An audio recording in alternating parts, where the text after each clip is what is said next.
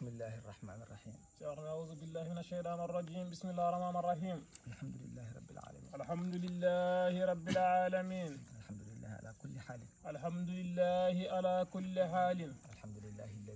الحمد لله الذي بنعمته تتم الصالحات ثم الصلاة والسلام على النبي المبعوث رحمة للعالمين ورضي الله عن شيخنا التجاني ممد كل أولياء الله. السلام عليكم ورحمة الله تعالى وبركاته. الحمد لله رب العالمين. الحمد لله رب العالمين. كدي الحمد لله رب العالمين. وي جتode godani Allah nde Allah muñani en neemnani en ha tawtore den burdi 2022 en jooɗinoomo ɗo nduwiɗen yo Allah rokki en tawtorede o sahaa mbuuri. O wi alhamdulillahi enen duwinooɓe ɓe Allah newnani enen pop en tawtoraam haa hannde enen nduwo. yo Allahu newnan en o rokko en hawrude e burdi 2024 ها ياسمم بجاه نبي المصطفى. الحمد لله رب العالمين غونغول وي ندى إنا واوي تawtorede burdi taw cellal ala kattani ala. o wi jettode godani Allah gongol. o wi neɗɗo ina wawi tawtorede burdi o cellal ina woodi gantuje aduna palomo gila e ɗannugal ha e haajuji goɗɗi. o wi enen de Allah newnani en dendagal kala kina haɗa neɗɗo rewrude Allah burdi Allah dandi en hen enen jettirɗum Allah. o wi enen barkinoro duwawuji seeremɓe men e jamiroje maɓɓe dendagal ɓe ponneɗen waynade burdi o jamira mbatta hen duwawuji men kala hen goto. en noddi ɗum kadi en teddiniri ɗum seeremɓe men janguinɓe en bindi. ceerno Mahmoud Diak to Tamba ceerno Aliou ceerno Modi khalifa galle ceerno Modi e pop batti hen jamoroje mabɓe jinnaɓe mabɓe. sokhna Dieynaba Boubacar Ly kañum ne waɗi hen duwawuji mum miñiraɓe meɗen tuggude ceerno Mahmoud Diak ha e Abdallahi Tokoso ha e Khadija kala goto e mabɓe himmi mum e duwawu mum yanti hen. o wi ngal ɗamɗo enɗam jogiɗen ɓe ganduɗa kala kenen mbaɗa enen e mabɓe ndendata ɗum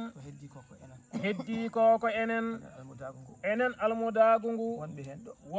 wonɓe hen ɗo eɓe gonani ɗo ɓe pop kala hen goto tini waɗi hen du'aw mum. o wi enen jettira Allah kadi kala hitande wooda goto e waliyaɓe Allah jiyaɓe Allah ɓe julɓe ɓe ganduɗa keɓtini teddiniren ɗum burdi o. o wi so yejjitani kanko ceerno 2020 ko ceerno Aliou Dia to Nigéria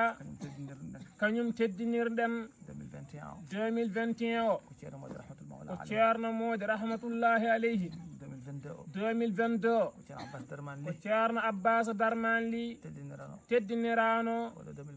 o wi oɗo 2023 noon teddinira ɗum ko jiyaɗo Allah mo ganduɗa duɗal ngal ɗo wodama so duɗal ngal ɗo wodama sabu makko ne jeeya hen sabu makko ina jeeya hen tampere makko ina jeeya hen tampere makko ina jeeya hen duwaw makko ina jeeya hen duwaw makko ina jeeya hen himmi makko ina jeeya hen himme makko ina jeeya hen gandal makko ina jeeya hen gandal makko ina jeeya hen woni ceerno woni ceerno ahmad ahmad diak diak jinnaɗo meɗen jinnaɗo meɗen jinnaɗo moɗon jinnaɗo meɗen jinnaɗo moɗon jinnaɗo moɗon jinnaɓe men enen fof jinnaɓe men enen fofoof mo ganduɗa kañum woni mo assisu kañum woni mo assisu lesli ngal ɗo duɗal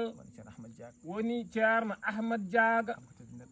kanko teddinirɗen oɗo burdi 2023 o kanko ceerno ahmad diaga omo andi ñande foof sofinama inde makko ina jangte e ngal ɗo duɗal ñande foof sofinama baada kulli faridatin omo waɗane du'aw e ngal ɗo duɗal kala silki baɗaɗo kala duwotoɗo ina duwonomo e silki he ɗum o fodde tampere makko e himme makko mo o waɗano e duɗal he ɗum Allah wone yobdemo kala gonɗo e galle he sino huño khatmu huñorto hen inde ceerno ahmad diaga nde non tan anti jomum wowirta ina duworo ɗum ma jomum yaha wowta anda so tawi koye galle he duwate inde makko ara so tawi ko banggue goɗɗo inde makko nde itte duwanteɗo inde mum waɗiye ɗon ko amma ɗo e oɗo galle hay sinno goɗɗo ina duwane ma inde ceerno ahmad artan deke ceerno ahmad diaga kañum ine tini ngal ɗo duɗal wona innereden burdi tan o joguiɗo ala wonɓe ɗo ɓe kay ceerata e duwanademo ɗum kanko tan tampanno ɗum kanko gollirno ɗum saabi Allah Allah yoɓirimo no yoɓirimo ni inchallahu taala mbaɗen no gowɗen waddini kala nde yima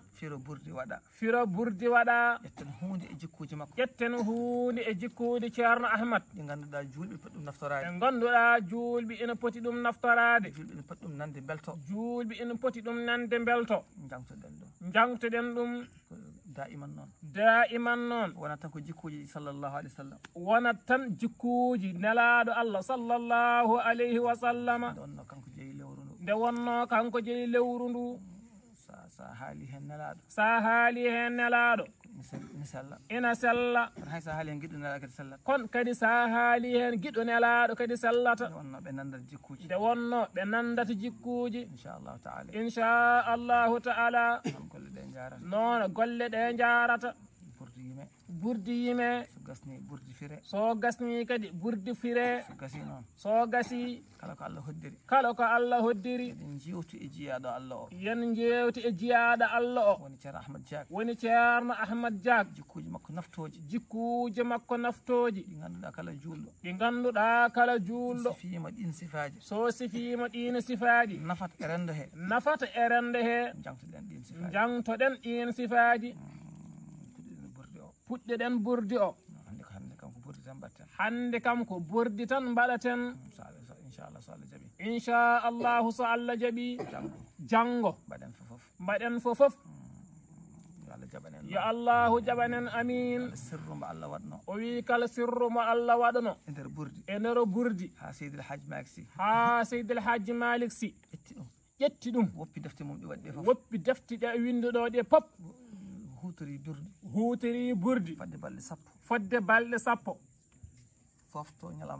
fofto ñalawma dewɗe hen o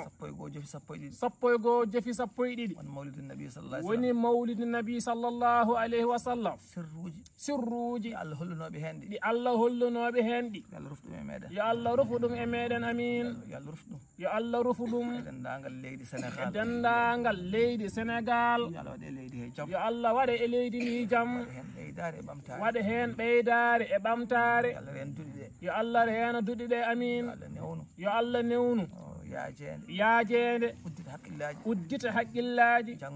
jangoɓe mbawa diine Allah o eko wana diine Allah o fofof e gande bawɗe wonde fofof yo Allah waɗiro noon ngam barke oɗo burdi ngam barke nelaɗo Allah sallallahu alayhi wa sallam ngam barke ceerno men Cheikhna Ahmada Tijani radiyallahu ta'ala anhu ngam barkeji seeremɓe men e seeremɓe mumen ngam barke teddiniraɗo burdi 2023 o woni alhaji ceerno bammen Ahmad Diaga Mamadou Mahmoud Diaga Ahmad Mamadou Mahmoud Diaga